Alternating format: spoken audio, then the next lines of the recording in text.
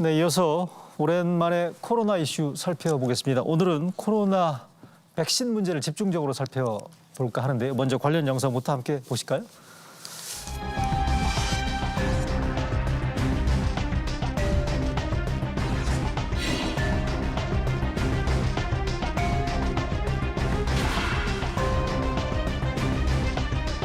정부의 접종 역량과 백신 보유 상황 등을 종합적으로 고려할 때 4월 중 300만 명에 대한 접종을 마친다는 계획은 차질 없이 달성할 수 있을 것입니다.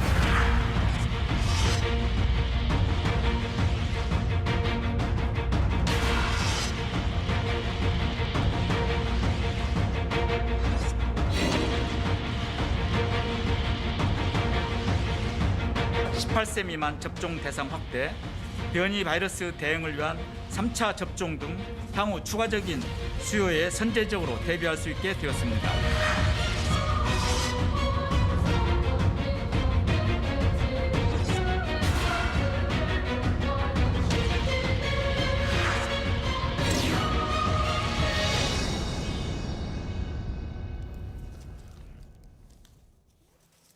네, 코로나 이슈 짚어보겠습니다. 오늘은 요즘 들어서 논란과 더불어서 우려 그리고 불안이 아주 대단히 많이 교차하고 있는 백신 문제 집중적으로 짚어보겠습니다. 두 분 전문가 모셨습니다. 이종구 서울대 의대 교수 나와주셨습니다. 안녕하세요. 안녕하세요. 반갑습니다.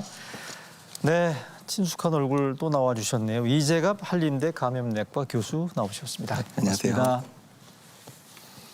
네, 지금 백신 문제에 대해서 본격 논의에 들어가기 앞서서 현재 백신 접종 현황 먼저 시청자 여러분들께 설명드리겠습니다. 1차 접종 마친 분이 4.24% 219만 명을 지금 넘어선 게 어제 이게 통계치고요. 자, 이 교수님 어떻습니까? 지금 219만 명이 맞았고요. 접종률이 4.24%인데 현재 접종 상황 어떻게 평가하시는지? 뭐 다 아시다시피 다른 나라에 비해서 늦는다는 것만은 자명한데요. 네. 뭐 속도보다는 이제 물량이 일단 확보된 다음에야 속도가 날 거라고 예. 생각이 듭니다. 그래서 어저께 발표한 2천만 명분의 새 백신을 확보한다는 게 상당히 중요한 이슈인 것 같습니다. 그러면 제대로 들어온다면은 아마 속도는 금방 올라갈 겁니다. 워낙에 우리가 예방접종을 많이 해봤기 때문에요. 뭐 의료기관을 통해서 보건소를 통해서 예방접종하는 건 그렇게 어려운 상황은 아닐 거라고 봅니다. 제일 중요한 게 물량이 제대로 물량. 확보되고 조달된다면은 금방 올라갈 것으로 봅니다. 네네. 이재하 교수님. 네. 이달 말 목표로 300만 명 접종을 정부가 일단 공언을 했었는데 219만 명이 어제까지 맞았거든요. 오늘 날짜가 25일이니까 앞으로 5일, 6일 사이에 300만 명 목표는 채울 수 있을 거라고 보세요? 지금 하루에 이제 접종자들이 어제 좀 제일 많아서 그저께죠. 금요일에 제일 많아서 17만 명까지 지금 올라가고 있거든요. 네. 그러니까 그래서 그 정도 수준이면 하루에 뭐 20만 정도까지도 올릴 수 있을 거고 생각되고 그러면 100만 명 정도는 이제 5일이면 접종할 수 있는 상황들이 이제 되거든요. 그래서 그러네요. 어쨌든 접종 물량만 충분하다 그러면 접종 속도를 올릴 수 있고요. 현재 주로 접종 센터하고 일부 위탁 기관만 활용하는데도 하루에 지금 17만 명 정도 접종할 수 있다는 얘기는 이제 백신 공급만 제대로 돼서 위탁 의료기관 특히 이제 병원급이나 의원급에서 접종이 본격화되면 하루에 뭐 30만 명분, 뭐 많게는 거의 50만 명분을 접종 가능하지 않냐 이런 얘기들이 다시 나오고는 있습니다. 그래서 네네. 앞으로는 백신 수급이 문제일 거라 생각을 하고 있습니다. 하루에 50만 명도 가능할 수도 있어요. 예, 그럴 수도 있습니다. 예. 그럼 정말 고무적인 얘기네요. 예. 제발 그랬으면 좋겠네요. 자, 말씀하신 지금 오늘 제일 뜨끈뜨끈한 얘기, 백신 물량. 어제 화이자 백신 2천만 명분이 추가로 도입 확정됐다고 정부가 발표하지 않았습니까? 일단 관련 데이터를 보여드리겠습니다.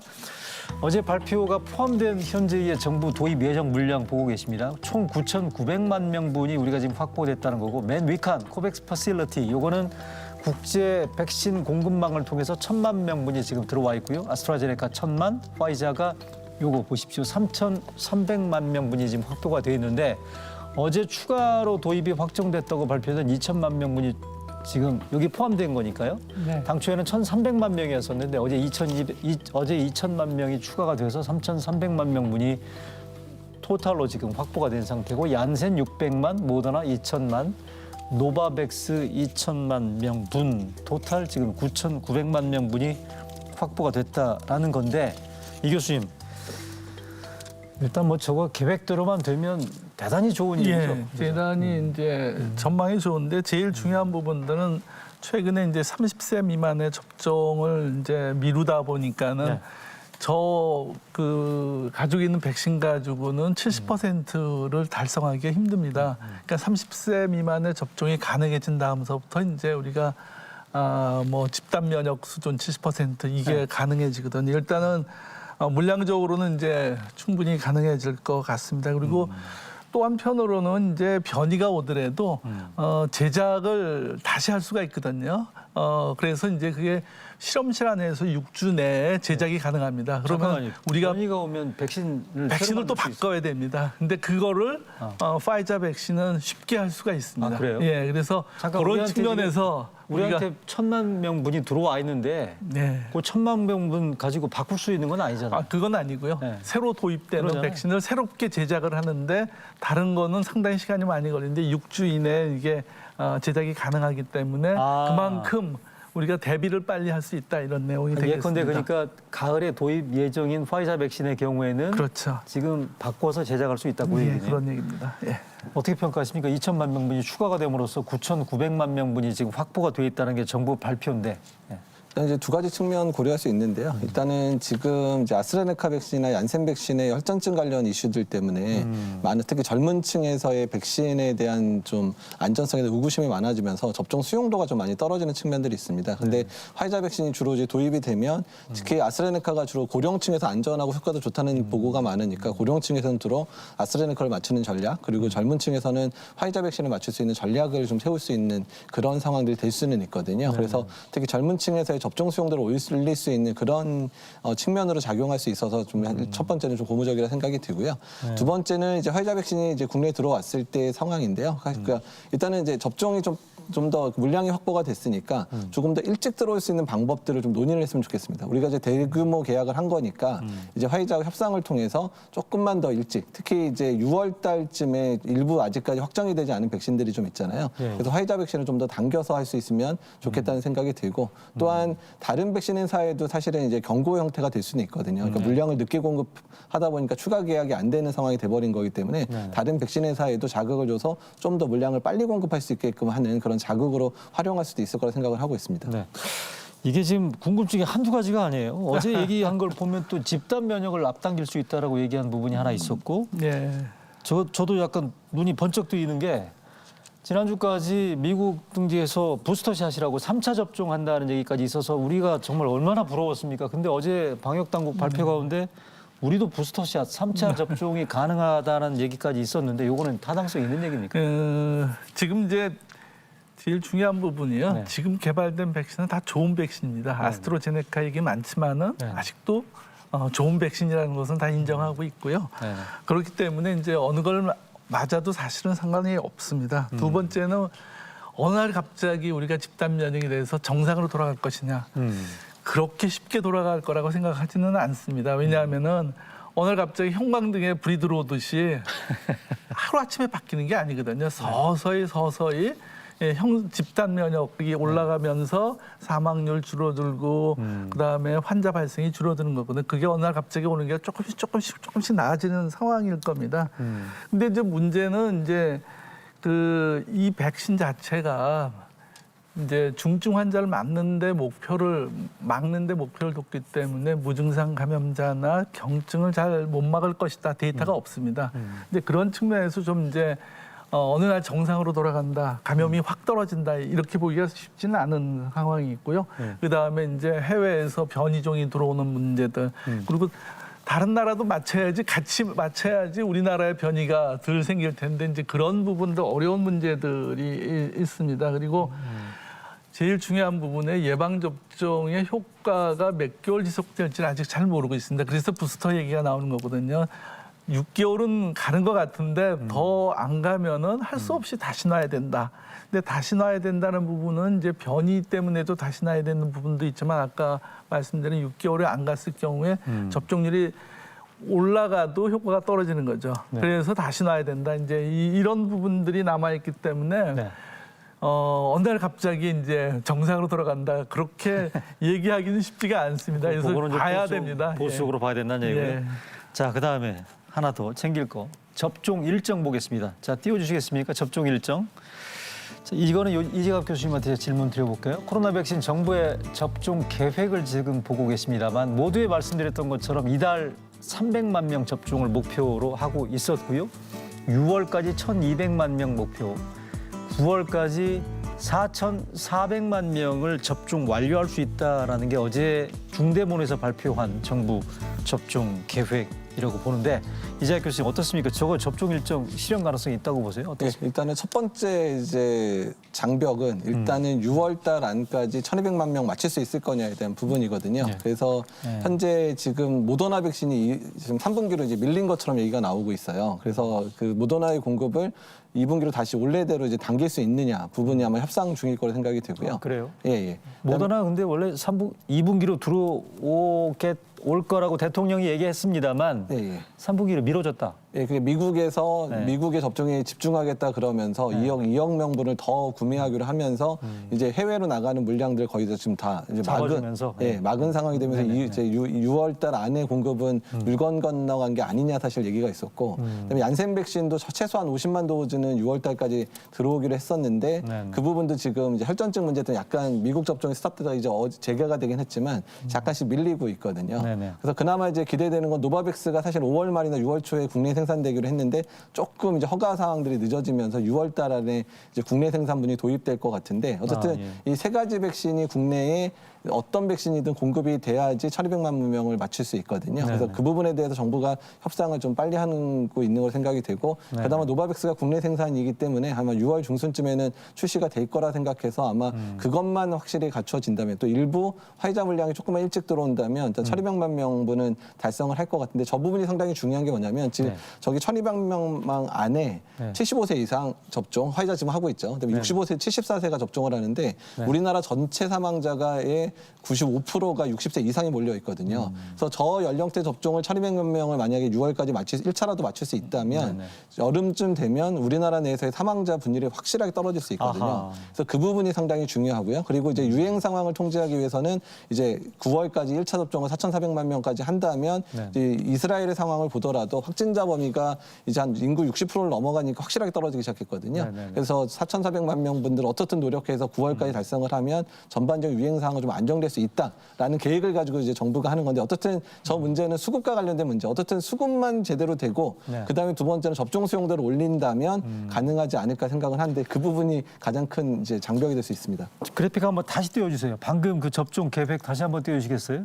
저거 시청자분들 정말 눈여겨서 보셔야 됩니다. 저게 왜냐하면 맨 오른쪽에 있는 9월 4,400만 명이라고 돼 있는 게 여러분들 뉴스에서 귀에 못이 박히도록 최근에 들었던 집단 면역이라고 들어보셨죠? 집단 면역이 전 인구의 70% 정도 항체가 형성이 되면 집단 면역이 형성된다는 건데 자, 이종규 교수님 4,400만 명이 만약에 저걸 맞게 되면 저거는 집단 면역 아닌가요? 아까 말씀드린 집단 면역이 우리 어느 전체 순간에 80%가 넘는데. 예, 어느 순간에 오는 건 아니고요. 네. 서서히 조금씩 좋아지는 건데요. 우리나라 같이 발생률이 이렇게 많지가 않은 상황입니다. 미국처럼 수만 명씩 생기면은 예방 접종에 의해서 확 줄어드는데 우리처럼 600명, 700명씩 했는데 예방 접종에서 효과가 나서 이게 떨어진다는 거를 국민들이 감으로 느끼기에는 그렇게 쉽지 않다는 거죠. 아, 그래요? 그러니까는 10,000명씩 생기다가 예를 들어서 한 1,000명 생긴다 그러면 아 예방접종 효과구나 금방 인식할 수 있는데 네네. 우리나라 같은 경우에 600명 생기는데 이게 400명으로 떨어진다. 사회적 거리 두기 해도 무슨 400명 떨어집니다. 그래서 그거를 평가하기가 쉽지가 않기 때문에 조금 더 우리는 관심을 더 세밀한 그 대책을 가지고 얘기를 해야 될 것 같습니다. 알겠습니다. 예. 그 집단 면역 그 이재학 교수님 지금 4,400만 명을 정부가 지금 목표로 삼았던 부분 제가 이종구 박사님한테 질문을 드렸었는데 네. 이거 어떻게 봐야 돼요? 원래 당초 목표는 11월이었지 않습니까? 근데 이제 이게 9월 달에 1차 접종을 해야지 11월까지 2차 접종을 마칠 거라고 생각해서 9월까지 4,400만 명이 1차 접종을 마치겠다고 한 겁니다. 맞습니다. 저게 지금 1차 접종 완료 시점 목표죠? 네, 그렇습니다. 4,400만 명이 2차까지 완료하는 게 아니고 1차니까. 예, 계속해 주세요. 그러니까 이제 그래서 1차 접종을 마치고 나서 대부분 2주에서 한 4주 정도가 지나가면 이미 이제 그 분들에서 이제 코로나19에 감염될 확률이 많이 떨어지고 있거든요. 거의 80% 예방 효과가 4주만 지나도 나타나니까 9월까지 1차 접종을 만약에 마쳤다라고 하면 10월 정도 되면 이제 일단은 대부분의 사람들이 어느 정도 특히 성인이죠. 아직 접종 대상이 확대되지 않았으니까 네네. 성인에서의 그런 감염률은 많이 떨어지게 될 거다. 그리고 집단 발병 같은 부분들이 많이 감소될 거다라고 의미하는 바거든요. 그래서 저 목표를 달성하는 게 지금 사실 중요하긴 한데 사실 장벽이 있죠. 지금 젊은 층에서의 그런 백신 접종에 대한 수용도가 좀 계속 떨어지고 있는 측면들이 있어서 그러니까 백신이 다 수급이 됐는데 막상 맞추려고 그러니까 나 안 맞겠다 이런 식이 돼버리면 달성하기가 사실 어려워지거든요. 네. 그래서 첫 번째 백신 수급 충분히 해야 되고 두 번째 백신 수용도를 올릴 수 있는 전략들을 계속 가지고 계속 이 수용성을 올리는 측면들로 같이 가야지 어쨌든 백신 접종에 저희 집단 목표에 도달할 수 있지 않을까 생각을 하고 있습니다. 이재갑 교수님 방금 설명하신 혹시 자막이 준비되어 있는지 모르겠는데 젊은 층의 백신 수용성이 떨어진다는 부분들이 여론에서 나타나고 있지 않습니까? 백신이 안전하다고 물어보면 안전하지 않다라는 의견들이 꽤 있죠. 보면 혹시 준비되어 있습니까? 그 백신의 안전성에 대한 인식 지금 보고 계시죠? 코로나19 백신에 대한 안전성에 대한 질문을 넣었더니 안전하지 않다라고 보는 게 지금 41% 정도까지 된다라는 부분들이 꽤 있고요. 혹시 그래픽 하나 준비되어 있습니까? 이런 부분들 때문에 전체 집단 면역 달성 시점에 대한 회의론으로 지금 연결이 되고 있는데 혹시 그래픽 준비되어 있는지 모르겠습니다. 네네. 저기 방금 말씀하신 것처럼 백신에 대한 안전성에 대한 회의적인 시각들이 집단 면역 목표에 대한 여론에서도 반영이 되고 있는데 11월 집단 면역 목표 달성 시점에 대해서 69%가 안 될 거라고 지금 일반인들이 보고 있거든요. 이종구 박사님, 요거는 아마 이재갑 교수께서 방금 거듭 강조했습니다만 부작용에 대한 우려를 불식하는 게 그만큼 중요하다는 얘기죠. 아까 말씀드렸듯이 이 안센이나 아스트로제네카나 스푸트니크 이 백신 되게 좋은 백신들입니다. 이 백신에 의해서 참 희귀한 이런 부작용이 생기는데요. 네. 저희가 득실을 따져봤을 때 여러 가지 시나리오가 있습니다. 이게 과연 얼마나 발생하는지, 그다음에 안 맞았을 경우에 환자가 얼마나 더 치명적인 환자가 얼마나 생길 것인지, 그다음에 백신의 효과가 얼마나 갈 것인지, 그 마지막으로 이제 이런 시나리오 안에서 실제로 예방 접종했을 경우에 얼마나 득이 있는지가 환자 발생 규모에 따라 달라집니다. 근데 우리나라를 따져보니까 30세 미만에서는 실이 더 많은 것 같더라라는 데이터가 좀 나와 있습니다. 그래서 사실은 이 30세 미만에서 실이 많은 거에 대비해서 새로운 백신이 들어온 거는 상당히 좋은 파이자. 예, 그거는 이제 30세 젊은 미만을 층의 수용도가 높으니까. 높아지죠. 당연히 그렇게 된다면은 집단 면역 수준으로 가는데 조금 더 유리한 조건이 될 수 있고 정부도 거기에 아마 많은 이제 그 고무되어 있는 상황이 아닐까 이렇게 생각을 합니다. 백신 불신에 대한 회의적인 시각이나 여론들을 반전시키는데 어제 2천만 명분에 대한 공급 추가 발표가 꽤 큰 영향을 줄 수도 있겠다라는 그런 평가이시고요. 자, 오늘 백신 부분들에 대한 궁금증, 뭐 여러 가지 걱정들 한번 오늘 탈탈 다 털어보겠습니다. 하나 더 있습니다. 러시아 백신. 이건 어떻게 봐야 됩니까? 지금 일단 화이자 2천만 명분이 추가 확보됐으면 우리가 굳이 러시아 백신까지 구하기 위해서 이렇게 애써야 되나 이런 생각도 저는 개인적으로 들거든요.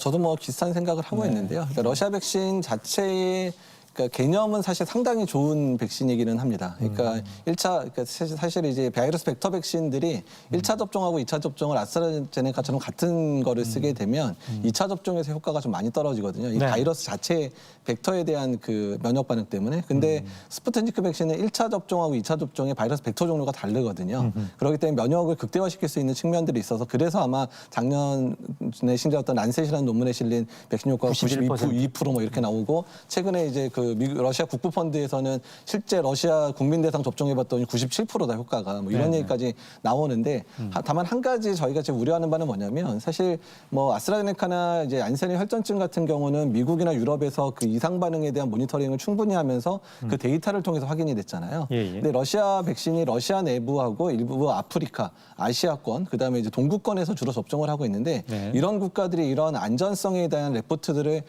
대한 자료들을 잘 만들어낼 수 있는 국가들이 아니거든요. 그러니까 실제 접종이 꽤 많이 이루어지고 있지만 이런 안전성에 대한 데이터를 얻을 만한 곳이 별로 없어서 이게 정말 안전한 건가 그리고 대규모 접종에서도 큰 문제가 없는가에 대한 정보가 많지 않아서 그러니까 이런 부분들을 고려할 때는 일단 플랜 B 정도. 그러니까 우리가 도입하려는 백신에 큰 문제가 생겼다. 뭐 백신 공장에 뭐 오염이 돼서 뭐 생산량이 도달이 안 된다든지 뭐 특정 백신은 이상 반응 때문에 못 맞게 된다든지 이런 상황들이 벌어지게 됐을 때 플랜 B 정도로 일단 카드로 가지고 있는 정도여야 되지 않을까. 그러니까 그 카드로 가질 수 있는 이유는 국내에서 뭐 6억 도즈 정도를 생산한다고 돼 있기 때문에 언제든 러시아 국부 펀드랑 잘만 계약하면 국내에서 언제든 도입이 가능한 측면들이 있으니까 일단 플랜 B 정도로 가지고 있어서 문제가 생길 때 정도 투여하는 그런 방식으로 해야 되지 않을까 생각을 하고 있습니다. 이 박사님도 그러니까 제 기본적으로 좋은 백신입니다. 그리고 이제 그 첫 번째 란셋에서 발표할 때 사망자가 3명 나온 걸로 돼 있었거든요. 근데 이제 기저질환 때문에 사망했다 이렇게 코멘트가 돼 있어서 과연 그럴까 이제 그 부분하고 그다음에 중증 환자 발생이 없다라고 이제 리포트에 돼 있거든요. 근데 네. 그 부분에 대해서 우리 식약처에서 데이터를 좀 받아서 정확하게 분석을 해야 될 것 같습니다. 이거 허가 내는 과정 속에 충분히 우리가 안전성과 유효성을 검토가 가능하니까요. 그렇다면은 이제 거기서 평가를 해서 좋다면은 저는 가지고 있는 게 상당히 좋지 않겠나 그래요? 그렇게 생각합니다. 예. 얘기 나온 김에 시노팜이라고 중국 백신은 어떻습니까? 그러니까 이제 중국 백신들에서 문제가 제기되는 게 그러니까 네. 임상 연구 과정에서는 어느 정도 효과를 내고 네. 있고 그리고 일부 지금 WHO에서도 이제 승인을 할 예정인 백신들이 있습니다. 뭐 시노팩도 있고 시노팜도 있고 뭐 캔시노 뭐 바이오사이언스도 있긴 있는데 네. 다만 그 일부 백신들의 이제 효과 문제들이 불거지고 있거든요. 그러니까 아하. 효능 문제. 그러니까 국가별로 이제 연구가 진행되는데 국가별로 뭐 어떤 데는 50%, 어떤 데는 70%, 60% 이렇게 되게 들쭉날쭉한 결과들이 좀 나와요. 그래서 아하. 일부 전문가들이 얘기하기는 이제 그 공정의 안정성이 그 좀 문제가 있는 게 아니냐. 그러니까 시기마다 생산하는 백신마다 조금씩 이제 효과의 차이를 보이고 있어서 공정 안전성이 좀 제대로 안 돼 있어서 혹시라도 효과가 들쭉날쭉 나올 수 있는 그런 문제를 제기해서 그러니까- 그런 부분에 대한 의구심을 해결을 해줘야지 아마 그러니까 가능할 것 뭐 이 같습니다. 공장에서 제조되는 것, 저 공장에서 제조되는 거에 대해서 약효가 뭐 일단 편차가 발생할 수 있다 그 예, 말씀이시죠? 그런 부분들이 제일 우려되고 있는 상황입니다. 자, 하나 더 있습니다. 백신 관련 이슈. 지금 뭐 속도를 좀 내보겠습니다. 최근에 그 문재인 대통령이 말이죠. 오세훈 서울시장, 박형준 부산시장하고 오찬 자리에서 이런 얘기를 했어요. 이게 백신이 수급이 문제가 아니고 접종 속도가 더 문제다라는 이런 얘기가 지금 서울시장, 부산시장과의 오찬 자리에서 문재인 대통령이 얘기를 했다는데 이종구 박사님, 이거 아까 모두에서도 비슷한 얘기가 있었습니다만 불리한 부분들이 해소가 되는 것도 물론 중요한데 방역 당국, 자치단체하고 지금 그 접종 대상자에 대한 정보랄지 이런 부분들에 대한 좀 프로세스에 약간의 문제가 있다 보니까 접종 속도가 좀 안 나고 있다 이런 얘기들이 있습니다만 이거 맞는 얘기예요?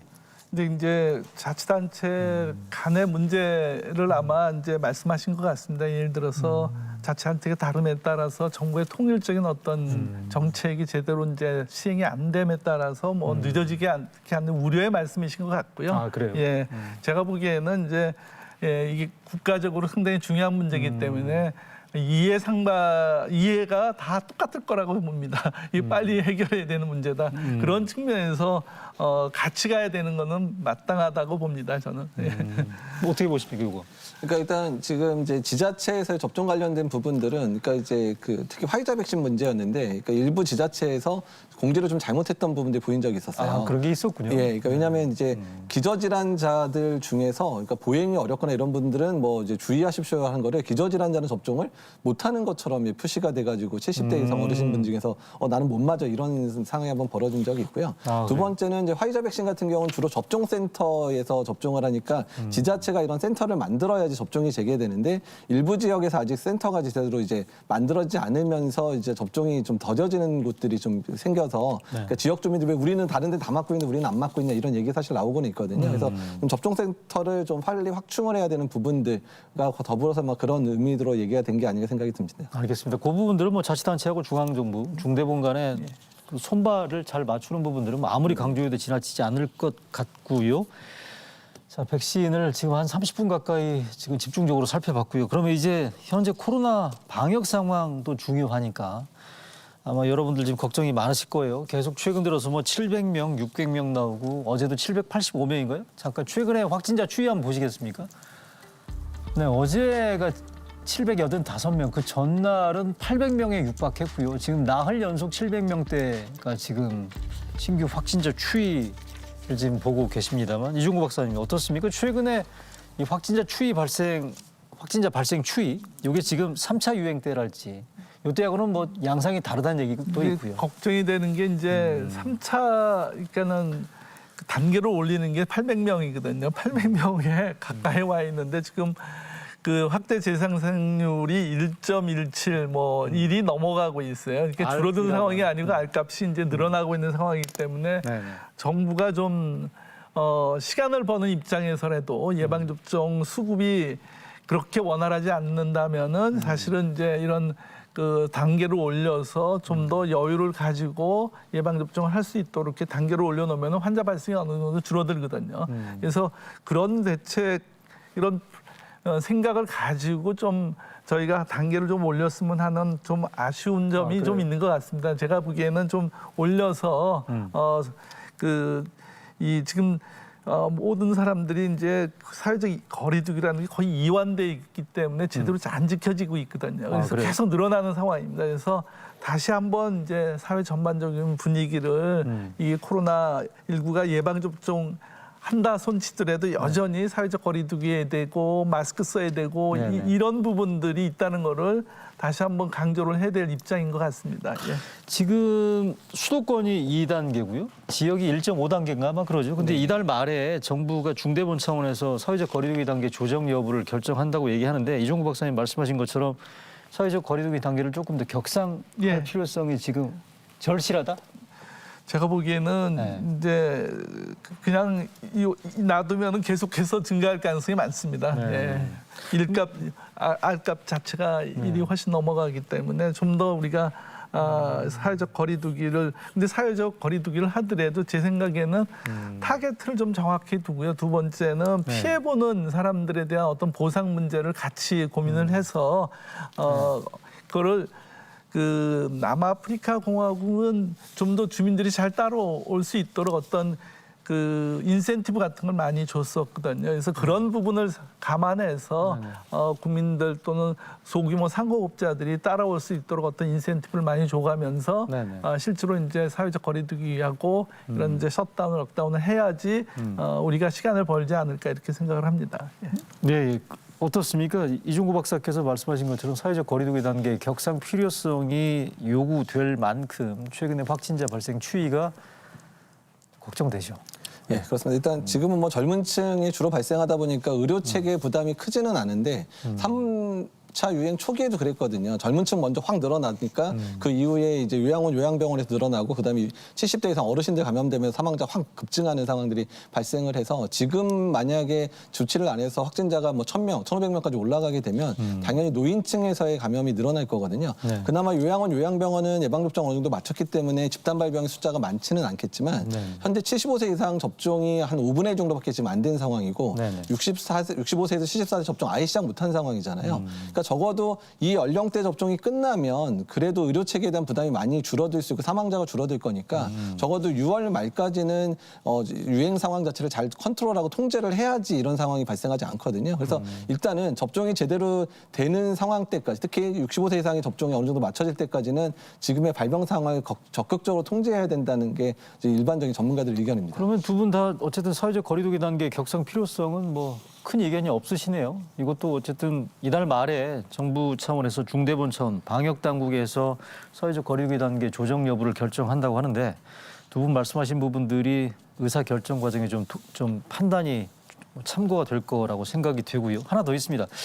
일단 지금의 현재 확진자 추이 단계가 이종구 박사님 말씀하신 것처럼 감염 재생산 지수가 1.1 이상을 넘어가면서 지금 계속 늘어날 수밖에 없는 구조이기 때문에 확진자 발생 증가를 계속해서 걱정할 수밖에 없긴 합니다만 3차 유행 때까지와의 확진자 증가 추세와는 분명한 차이가 있는 게 지금 보면 치명률, 사망률은 떨어진 건 분명한 사실이잖아요. 그죠?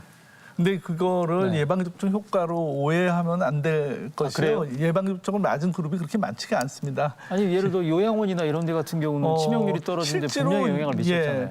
실제로는 뭐 제한적으로 우리가 놓은 것이 그렇게 많지가 않거든요. 더 많은 수의 노인 계층이 있기 때문에 아하. 실제로는 그 보호하기 위해서는 전체 사망자 수 줄이기 위해서는 사회적 거리두기를 계속 해야 되는 상황입니다. 그래요? 예. 현재 치명률 사망자 저하 추세에 대해서 너무 낙관해서는 안 된다는 일종의 이종구 박사님의 경고인데 어떻게 보십니까? 네, 맞습니다. 일단 지금 최근 들어서 젊은 층에서 감염이 많다 보니까 전체 감염자 수가 느니까 사망률이 뭐 1.5%까지 떨어지는 것처럼 보이기는 하는데 이 상황이 10월하고 11월 달 동등하게 있었거든요. 그러니까 아, 그래요? 예, 10월, 11월에 늘어나면서 그 당시 1.6%까지 떨어졌다가 이제 후반 12월 들어서부터 이제 어르신들 감염이 확 늘어나면서 거의 12월, 1월에 사망자만 1,000명이 몰렸거든요. 그래서 그때 1.9%까지 사망률 치솟았다가 다시 지금 이제 젊은층 감염이 많아지는 상황이니까 해서 유행 초기에 나타나는 현상이에요. 그리고 주로 이제 중증 환자 사망자는 유행이 커지게 되면 2, 3주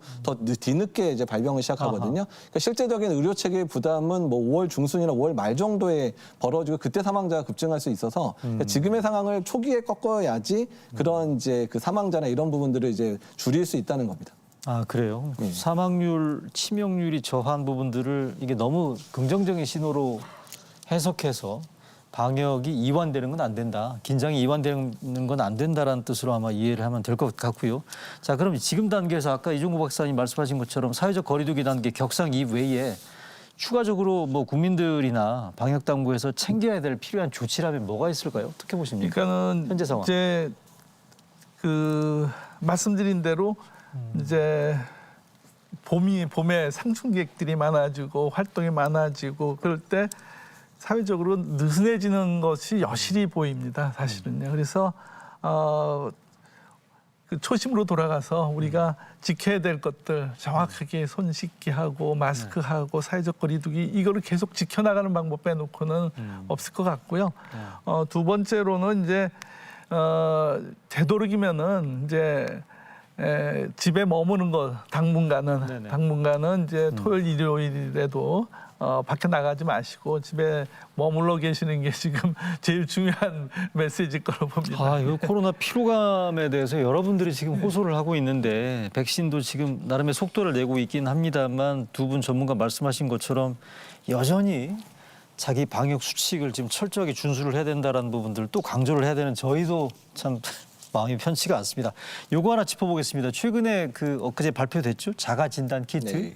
요거는 우리가 지금 현재의 국면에서 어떤 기능을 작용할 것이고 어떤 변수로 또 작용할 건지 이재학 교수님 어떻습니까? 요거 지금 일부에서 이거 뭐 양성인데 음성으로 판정될 수도 있기 때문에 방역에 혼선을 줄 수도 있다. 여러 가지 논란과 우려들이 있거든요. 네. 사실 자가검사 키트에 대해서는 많은 감염병 전문가들이 이제 반대를 분명하게 표현했는데 왜냐하면 민감도가 뭐 서울대에서 최근 한 민감도 보면 17.5% 이렇게 나오고요. 네. 또한 이제 그 임시선별진료소에서 했었을 때 위양성률이 한 30% 정도 나옵니다. 그러니까 양성 나와도 믿기 어려운 상황. 아하. 그리고 음성 나왔을 때는 내가 정말 음성인가를 확인하기도 어려운 그런 상황인데다가 그거는 이제 의료진이 채취했을 때 이 정도거든요. 근데 본인이 채취를 하게 되면 민감도 더 떨어지게 되는 상황들이 벌어지다 보니까 이렇게 네. 되면 오히려 혼란을 초래할 수 있는 상황이거든요. 그러니까 원래 자가검사 키트의 활용도는 미국이나 유럽처럼 뭐 하루에 몇십만 명씩 환자가 발생하는 상황에서 이제 PCR이나 이런 검사 능력 자체가 부족해지기 시작하니까 그냥 본인이 집에서 해. 그래서 양성이면 알아서 그냥 집에서 그냥 버티고 안 좋으면 병원에 와. 이 정도의 상황에서 사용되는 키트지 이게 우리나라에 한 하루에 600명, 700명 확진자 나오는 수준에 써버리면 오히려 위양성의 문제가 더 불거질 수 있어서 지금 사용 자체는 일단 이 지금의 방역 상황이 크게 도움도 안 될 뿐더러 오히려 혼란을 초래할 가능성이 높다고 생각을 하고 근데 있습니다. 나름의 불가피성이 있으니까 방역 당국이 판단해서 저걸 좀 시판을 결정한 거 아니겠어요? 어떻게 보십니까? 뭐 실험적으로 해본다면 저도 억셉트를 하는데요. 네. 두 번째는 우리나라는 이제 그런 예방적인 인프라가 제대로 있기 때문에 네네. 미국은 아까 얘기한 대로 환자가 의사를 보기 어렵고 의료기관에 가기가 사실 어려워서 집에서 검사를 해보는 거거든요. 차이가 많기 때문에 네. 제한적으로 한다 손 치더라도 저는 이게 실험적으로 정말 우리 상황에서 해볼 수 있는 건지 그런 이제 평가를 다시 해보고요. 이게 집단으로 해야 되는 부분이 있기 때문에 개별적으로는 뭐 아까 말한 대로 뭐 양성률이 17%뭐 예, 예. 근데 그런 부분이 서로 있다 하더라도 제한적으로 쓸만한 부분들이 있다고 주장하시는 분들이 있습니다. 그러면 예를 들어서 뭐 실험적으로 해보는 데가 있더라고요. 뭐 서울대 같은 경우에는 학생들한테 이제 자가 검진을 해서 정기적으로 검진해서 이제 대면 수업을 하고 뭐 이런 어떤 불가피성을 얘기를 하는데 아직까지 이제 일부 제한적으로 그렇게 실험적으로 해본다 손치더라도 이게 전반적으로 쓰기에는 아직 이르다. 아마 이론적으로는 맞지 않을까 이렇게 보고 있습니다. 알겠습니다. 자, 이거 프로그램 정리하기 직전에 마지막으로 하나만 제 질문 드려보겠습니다. 백신 제가 하나 빠뜨린 질문이 하나 있네요. 지금 뭐 해외 사례, 물량 수급, 부작용 여러 가지 얘기했습니다만 이게 지금 우리가 앞으로 코로나하고 몇 년을 더 같이 살아야 될지도 모르는 상황 아니겠어요? 네. 우리나라는 백신 언제 나올 것 같습니까? 예, 현재 국내 백신 임상이 좀 빨리 진행되고 있어서요. 3개 회사 백신이 이미 2단계 이제 임상 연구에 들어가고 있고, 그다음에 이제 사실 3상 연구가 힘들어질 거란 얘기가 있었는데 요새 이제 3상 연구를 예전처럼 백신 접종자, 비접종자의 그 효능을 보는 그런 방법 말고 이제 영국에서 처음으로 허가가 됐는데 백신 간의 비교 임상을 통해서 면역이 충분히 형성되는 것만으로도 허가를 해주겠다는 게 영국에서 이제 시작됐습니다. 그래서 그 방법을 동원한다면 국산 백신하고 이제 국산 백신과 비슷한 타 백신을 비교하는 임상만 한다면 국내 3상 연구가 빨리 진행되면 11월 정도만 맞춰질 수도 올해요? 있는. 예, 올해 11월이요. 오. 그렇게 되면 이제 뭐 제대로만 속도가 붙는다면 뭐 빠르면 내년 초에도 허가가 될 가능성이 높아서 그래요? 속도가 좀 붙고 있는 상황이라 그런 그 임상 체계를 빨리 국내에서 확립해 주는 게 정말 중요한 상황이 되어 있습니다. 화이자 2천만 명분 못지않게 반가운 얘기네요. 빠르면 내년 초에도 나올 수 있다는 얘기. 자, 일단 어쨌든 지금 확산세를 잡는 게 지금 현재로서는 급한 것 같아요. 잠시 뒤에 확진자 수 내일 어제껏 나온다는데 600명대라고 얘기하는 것 같아요. 걱정이 많습니다. 오늘 두 분 말씀 여기까지만 듣겠습니다. 감사합니다. 네. 네, 일요 진단 라이브 오늘 순서는 여기서 줄이겠습니다. 함께해 주신 여러분 고맙습니다. Even though I'm in love, sometimes I get so afraid I'll say something so wrong just to have something to say. I know the moment